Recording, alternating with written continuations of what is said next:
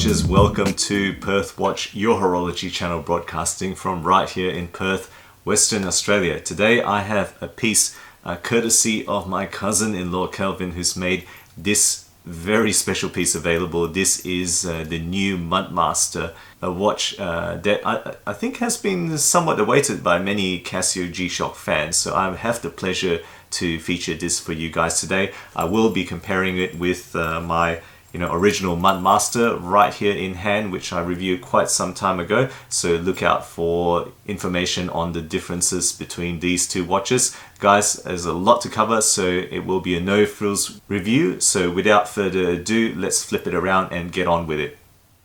Alright guys, so here we have the watch on the table. Yes, it is going to be compared with the original model, which is the GWG-1000 model. This is my desert camouflage version, which I reviewed quite a while back when I just got it, and I'll put the link up here for you guys to see if you want to link to the original review. I am going to kind of highlight the differences and compare them, but the review is of course going to focus on this particular model. So this is the latest Mudmaster. The current model came out late last year, not exactly when, but it was the second half of 2021. This is the CASIO G-Shock Mudmaster GWG-2000.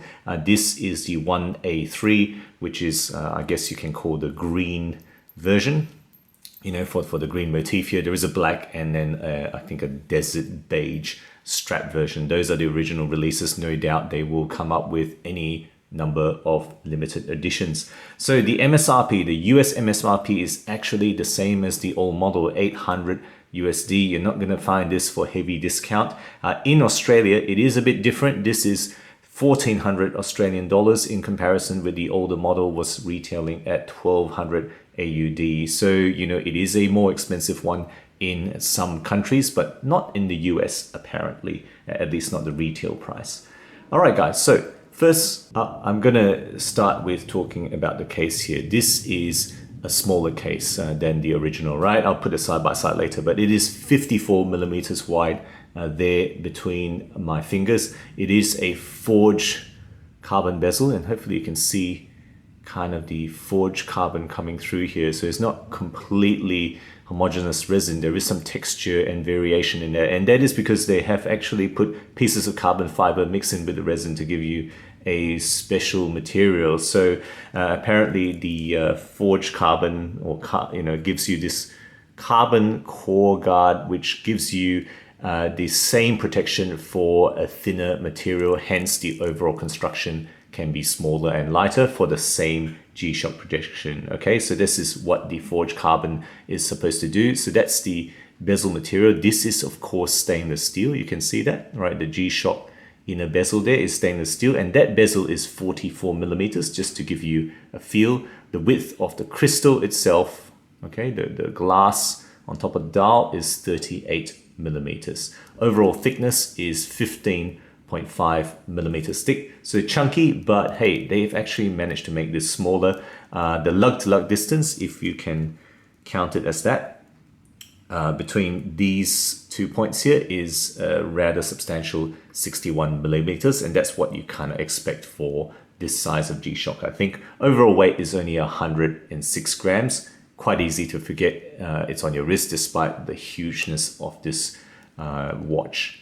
Steel construction, so it's kind of 4 screws under the those core, or I guess contour pieces here. There are actually 4 screws, so it's not a screw down case back, it's steel screw construction. It's got a smart access screw down crown, so that's a screw down crown here for a total of 200 meters water rating, which is pretty much just standard for G-Shocks, isn't it? It is a all steel and mud resistant button construction, so all these buttons here are actually steel, and they have a very nice kind of texture to them, right? You can see hopefully the radial texture, that knurled texture of that light button there. Okay, so that's a light button, so all steel buttons there, which is a little bit special on this Master of G. That's really what you're getting here. The carbon core guard, I know I showed you the motif at the back here. So this gives us shock and mud resistant. Interestingly, they haven't actually stated vibration resistant anywhere on this watch or on the online, specs on Casio official site. So, maybe that's actually something that's gone. The previous model was vibration resistant. Moving on to the dial, right? So what we have here, guys, is a multi-layered black colored dial, right? It's got neo bright lume and it's got a mode subdial in the roughly 10 o'clock position there. Exactly the same as the previous model, as well as ProTrek 6000 series models. If you have that, right, the layout and the function is pretty much identical. The LCD display at the 6 o'clock position is a negative display. It doesn't say is an STN, so I am assuming it is not an STN, super twisted pneumatic super LCD display.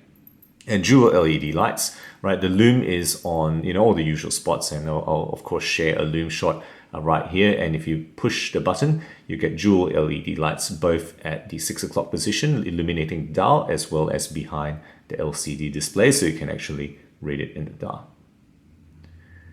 On top of the dial is a flat sapphire crystal, okay? That's just nothing more than flat. You can see the reflections there. There's some anti-reflective coating, which is actually not a bad treatment here, but it is flat, and that's what you're getting in this Master of G.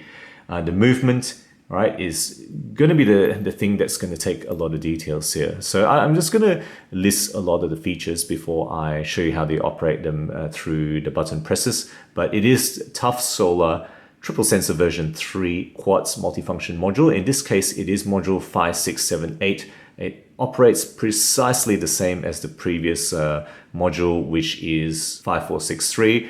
Is there any actual difference in function? Probably not. I can't detect anything. Let me know if you are aware of anything. I suspect it's really only the size that is different to fit in this smaller watch. Okay, so now let's just show you the functions. The Smart Access crown, you would pull it out to do many settings, right? For example, this is time setting, okay? Or actually function setting, you'd kind of go to time setting, push it back in to reset it, and then you can screw it back down to lock it, right? And you would have to lock it for the full water resistances. Slightly annoying because, even for setting, for example, the timer and alarms, you would have to pull that out. That kind of slows down the functionality somewhat. That's the same gripe I had with previous G-Shock models, previous Mudmaster models. Right, starting with the altimeter now. So you can see up here, there's compass and altimeter. So these are the quick access functions. This is the altimeter. So immediately you're getting a reading there. This is 700 or minus 700 meters to 1000 meters in 1 meter steps. That's what version 3 of the triple center gives you. It gives you the relative readings and a log memory if you want to look at that or interested in those functions. I won't go into the full functionality. You can kind of look at the previous review I've done or other reviews, or in fact, just look at the manual. Compass then, okay? So this is the compass, and you can see it uses, right, the second hand to point at north, which is directly to the right of me. That's what the compass does. Going back, you can see H there. Right, I'll show you again. H there, actually for high battery, that would be HM or low, L for low. So for high, medium and low, that's the battery indicator. Nothing more than that. That's the battery reading you're going to get here. Right, now going on to the mode subdial here. So the first function we're going to get is the barometer. Okay, so this is a range of 260 to 1100 hectopascals. You get differential graphs, and I think this gives you a reading, and then you can see the differential graph there on the left side of the LCD. Same as previous modules that use these things. You're getting pressure change alarms. If you wish to kind of look at that or set that on, you can have those functionality. Thermometer, right, minus 10 to 60 degrees, and that's really what that reading is. So keep in mind that if you keep this on the wrist, it is not going to be accurate for air temperature. It's going to read more your wrist temperature. If you have it outside a thick garment, then yes, it would read more accurately what the air temperature is. That is something that has been problematic in kind of Casio wristwatch thermometers. Right, and then you're going on to the record, which is actually the 30 record altitude memory, which is what you can store in here. And then it's also historical altitude changes, I think maximum, minimum, biggest change, etc. Check out the manual again. I'm not going to go through all the details here. All right, next stopwatch, which is, usual, nothing too special, 1/100th of a second, right? Split time, 24-hour maximum stopwatch. Okay, this is what you're getting here. Reset. Next one is a 60-minute timer, which only counts down in 1 second steps. So that's a bit of a gripe. The timer could be longer, right? 60 minutes is not a huge time. A lot of people gripe about the fact that they've only given 60 minutes for the timer here. I don't need it to be 1/100th of a second, but would be nice if they give a longer timer. Next, 5 daily alarms, all right, with the snooze. Let's just hear it.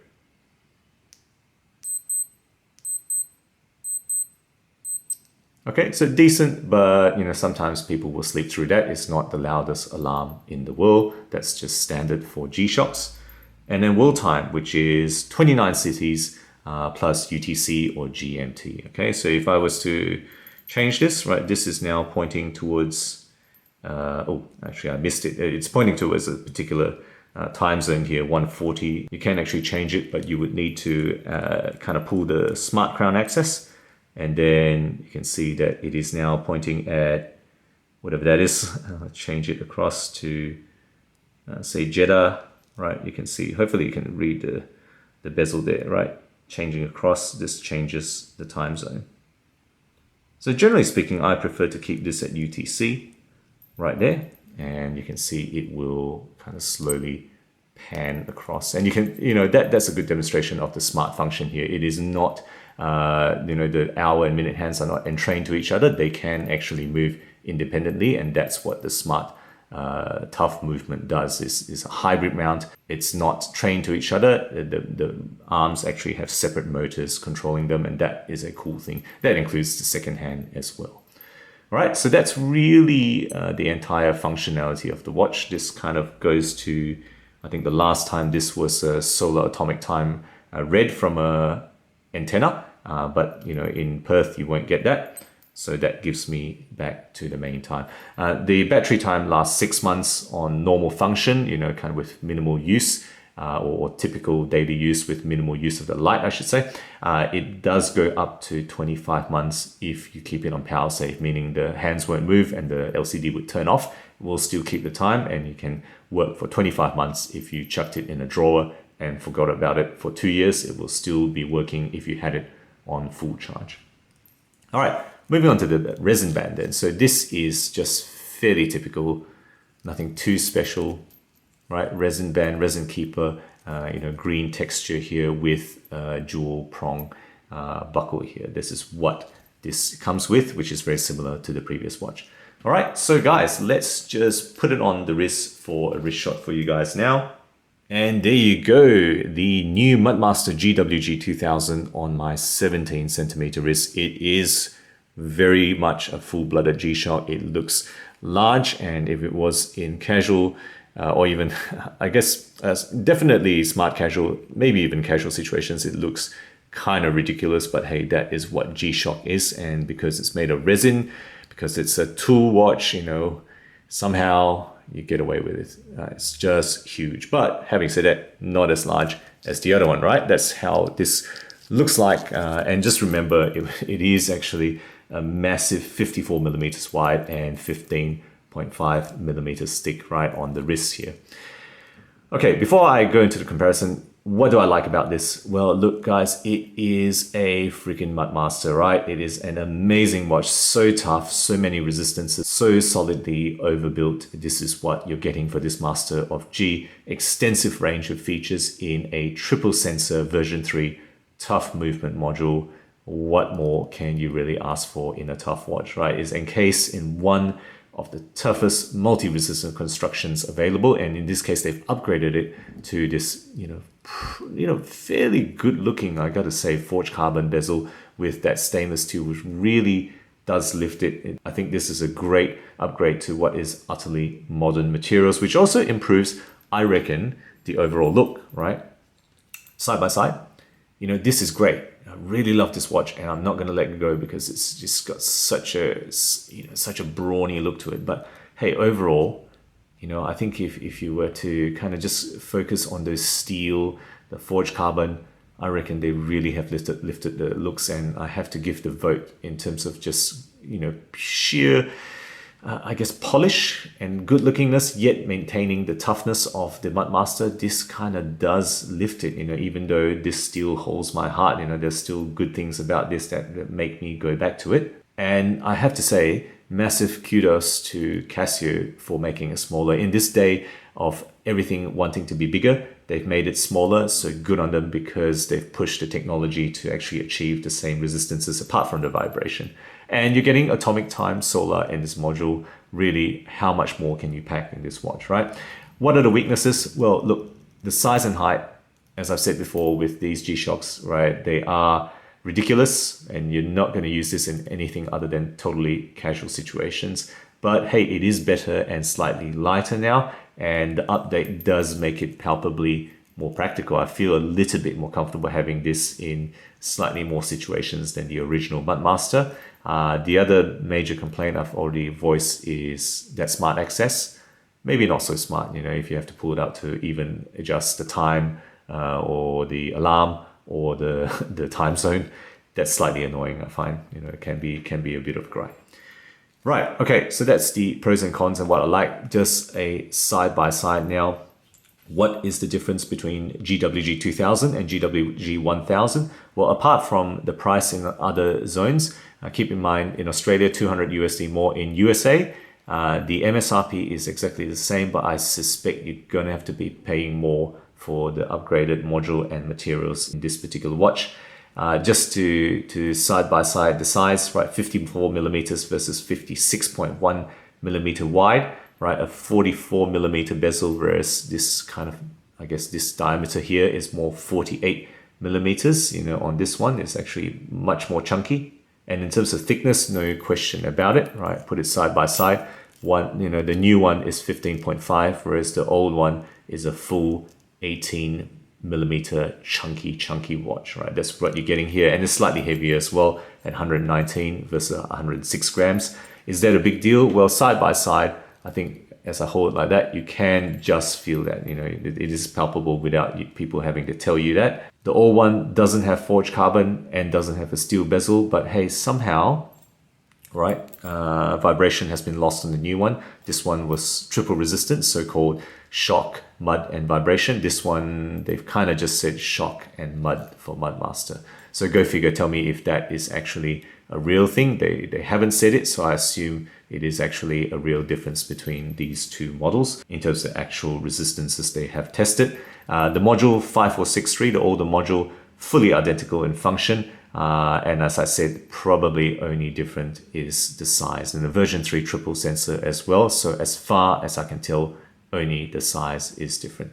So there you go. That's the differences between these two. If I've missed anything, please let me know. I'm not a total expert in G-Shock. And if you know more than me, would like to hear your insights into this, and perhaps also which one you prefer. Okay, that's enough yakking from me. Let's flip it around now for the wrap up.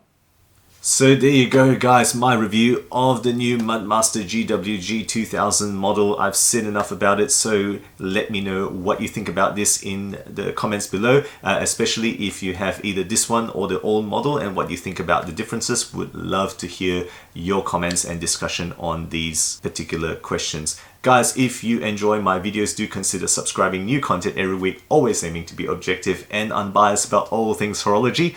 Thank you again for sticking with me, and I'll see you guys again next time.